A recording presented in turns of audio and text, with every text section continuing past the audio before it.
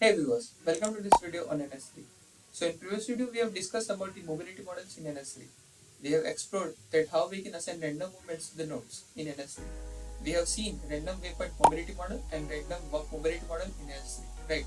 So in this video we'll address one of the interesting doubts thrown in the comments by ProCoder1945. So in that video where we have compared TCP and TCP cubic algorithm. So let's just see those graphs again. Yeah. So this is TCP peak and this is TCP cubic. So we have seen that how we can generate these graphs using this file. So basically we have modified this file. You can find this copy in your what you can say in your copy in your downloaded files, but there is a little modification. We have added command line arguments, right? So we have just explored this fifth.cc file. Basically the doubt which was thrown by the ProCoder 1945. So basically they wanted to ask is that how we can generate graphs for the star topology. So in this script there is just a point to point what you can say topology. There are just two nodes, right? But they have asked that how we can generate the star topology.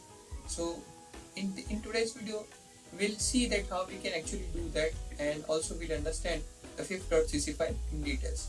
So without wasting much time, let's get started.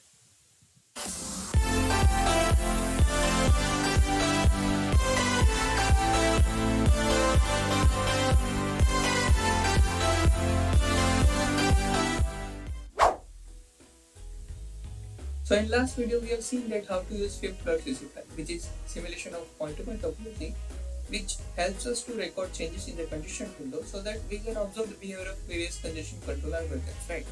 So basically if you look at this file, this is the file that we have used in last video, right? So if you look at carefully, there are just two nodes connected by point-to-point link, and that's it. So basically that's a point-to-point topology. Now let's look at the very important factor of this script, of this fifth.cc file, right? Which is error rate model. So basically in real life, the channels that we use for the communication may have errors, due to which packets gets lost or they might contain errors when they reach at the destination. So in both the cases, the retransmission is must. One other case is that we don't know that what's the condition along the path and what are the number of packets that we should send to avoid retransmission. So basically retransmission is what you can say take some cost. So we need to reduce the number of retransmission, right? And also we need to ensure the reliable delivery. So if you look at what you can say any of the congestion control algorithms, you will find that it will try to stabilize the congestion window. So meaning it will try to find the exact amount of packets that it should send to avoid the network congestion, while it also ensures that the receiver might not overflow and it will receive all the packets. So reliability. So that's the another lecture for the TCP protocol. But you need to be aware about such things. So for the sake of this knowledge, I have explained all of this. Now let us see the lines that actually simulates error in the simulation, which is this error rate model, right? So basically these lines. So these are very important lines. So it will do, it will just simulate the error rate. So you can understand these lines for now. And what I have did, so first thing that I have did is I have made this fifth custom.cc file. So what is it? So if you look at the file that we have used in last video, basically that's a point-to-point topology that they have used. So I have modified it to be a ring topology with 4 nodes, right? And I'll send this file. I will not explain this because it's now very simple. You just need to create a point-to-point topology.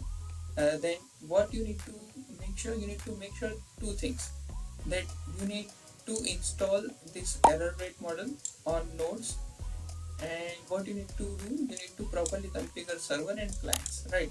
And you need to create socket properly. So basically I have explained all this stuff in my previous video. If you have not watched it, then you just watch those videos. It will be very easy to understand once I provide the code, and definitely I'll provide the code in the what you can say description box. So now let's look at this, what you can say, how we can run this file. So basically to avoid the caching issues, what I have did, I have copied this fifth custom.cc file into fifth.cc file, right? And then how you can run this file. So basically in this file there are two command line arguments, and namely they have M algo, which is the algorithm, TCP algorithm, TCP congestion control algorithm that it is using, and then there is simulation time.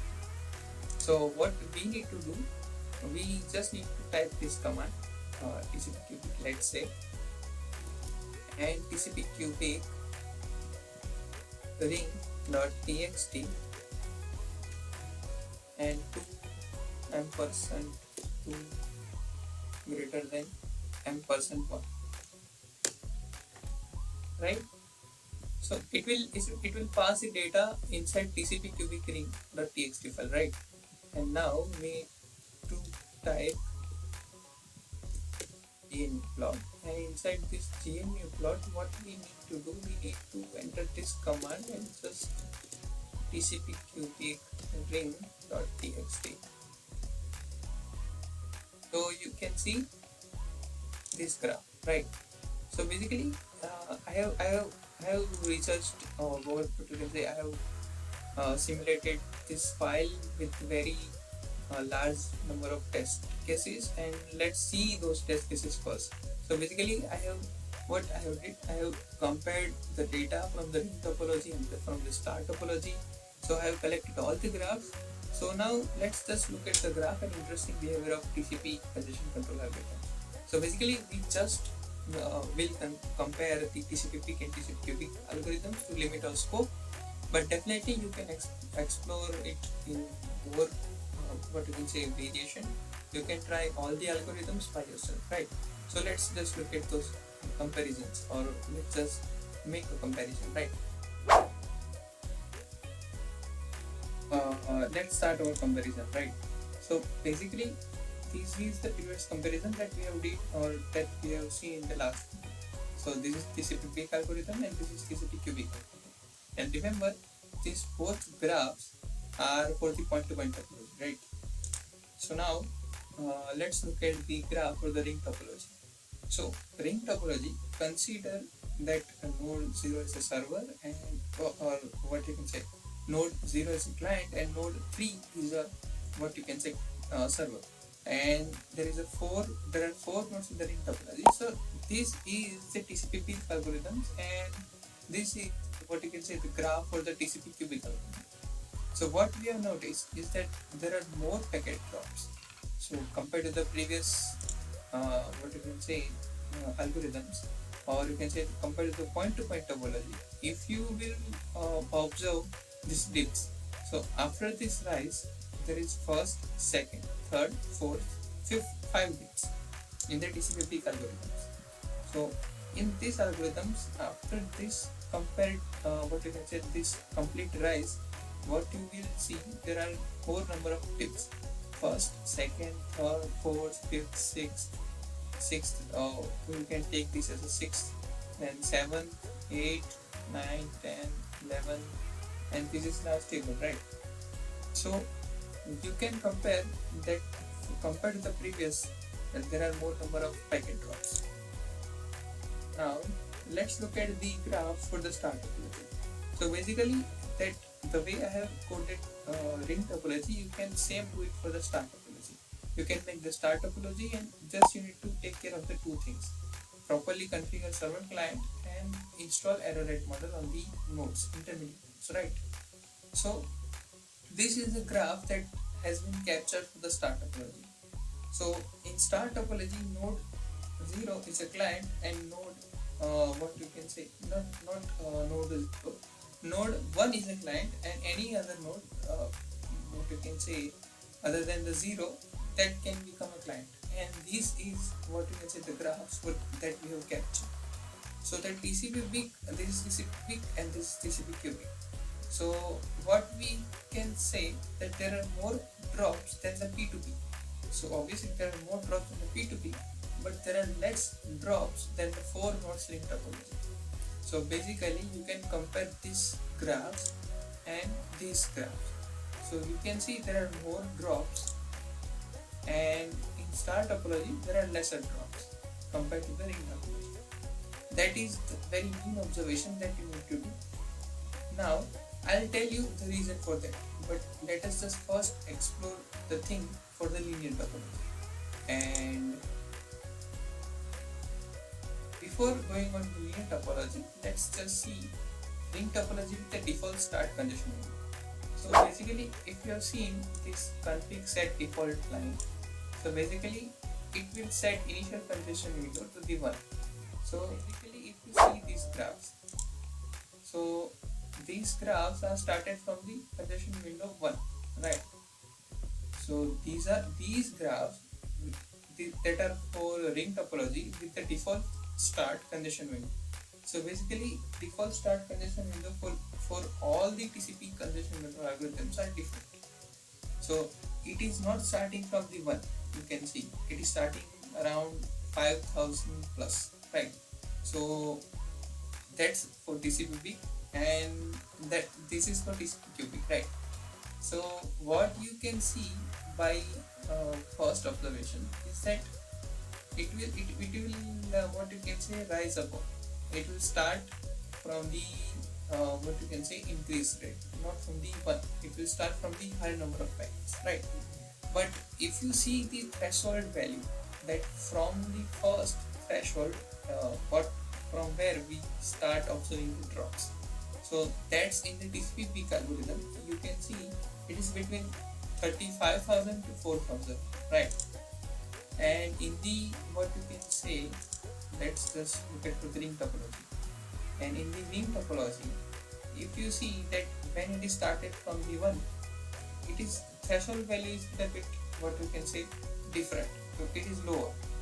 But if you see this cubic algorithm, so it is like 70,000 to 80,000 first drop that we can see. And inside this default value, it is the same 70,000 to 80,000. So what we can see, there are lesser packet drops compared to the previous. Obviously, there are lesser packet drops and higher start, faster reach to the threshold value. So you can see it is started not from the 1, it is started from the higher value. So threshold value is reached what you can say between 2 to 3, and here it is reached between 3 to 4. So obviously you can see that it is threshold value is reached what you can say faster. This is a comparison. This is the default start size and this is with the big algorithm, TCP big algorithm, it starts size 1, right? So you can see it is started from here, it is started from here, and the threshold value is between 3 to 4 and the threshold value is between 4 to 5. So now let's talk about the linear topology. So now let's look at the linear topology. So what I mean by linear topology? So there is one node which is at the start and one node which is at the end, and in between there are many intermediate nodes can be possible. So linear topology means they are connected in a linear manner, right? So what I have did, I have created this fifth linear.cc file, and what I have did, I have what you can say 3 command line arguments, and one of them is m nodes. M nodes means total nodes and the number of nodes that it passed, that the user will pass over here. According to that, it will dynamically create topology. Let's say we want that we need 4 nodes in the linear topology, so we can pass what you can say 4, and it will automatically create what you can say topology for the 4 nodes. So basically, I have used vectors and all that stuff. I have used loops to create dynamic objects and all that stuff, right? And at last, what I have did, the first node is client and last node is the server. So my packet will goes what you can say via all that intermediate nodes, right? And all those intermediate nodes contain error rate. So basically, you can also create nodes with the what you can say different error possible rates, right? And I have not did that because I just want to simulate what you can say sake of simplicity. You can say that I have not used those. I have used constant what you can say a simple error rate model on all the intermediate nodes. So basically, in my linear topology, all the intermediate nodes will have a same error rate. So I have used this and I have simulated this for the 4 nodes, 8 nodes and 12 nodes. So now let's see what you can say the comparison. So basically these are the linear topology for the TCP page. So there are 4 nodes. This graph is for 4 nodes. 4 nodes in the linear topology. This graph is for 8 nodes in the linear topology, and this is for 12 nodes. So these are 3 things that you need to observe here. So the first is number of nodes. As the number of nodes increases, error rate increases. Obviously, so you can see there is lesser number of dips. But as the number of nodes increases, there are more dips because the error rate will increase at each intermediate node. So that's the reason. So number of nodes increases, therefore error rate increases. And as error rate increases, threshold value decreases. And as threshold value decreases, that itself says that less packets simultaneously. So dips means lesser number of packets, and there are spikes means there are more number of packet drops.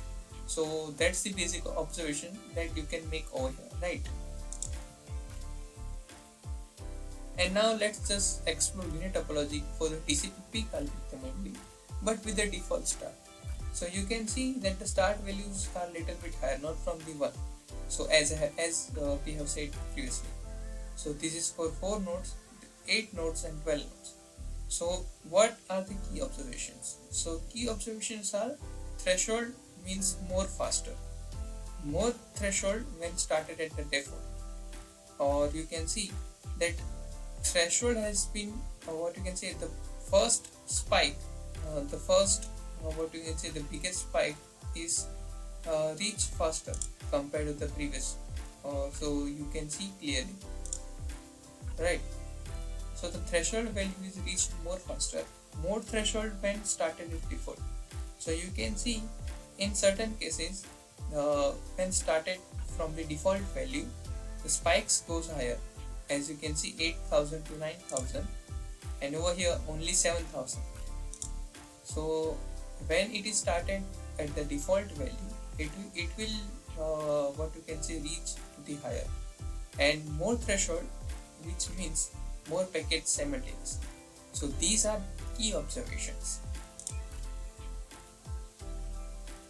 And now this is TCP what you can say cubic algorithm. So these are with the, what you can say TCP cubic algorithm started at 1 congestion window, and these are TCP cubic algorithms started at default values, and this is for 4 nodes, this is for 8 nodes, and this is for 12 nodes. So you can do the same. You just need to change the parameters or learn agreements that you need to pass, right? So basically I'll share the codes, and once again thank you for asking this beautiful question. So basically it also says that you are very much interested to learn the things. So that's what you can say one beautiful question asked by the pro coder 1945, and definitely I'll make one detailed video to explain you this in very much better way, right? So for now you can explore by yourself, or you can explore on this or more. So we'll continue the discussion, but for now let's just keep it till here, and for today that's it. We'll meet in the next video. Till then, keep learning and keep exploring.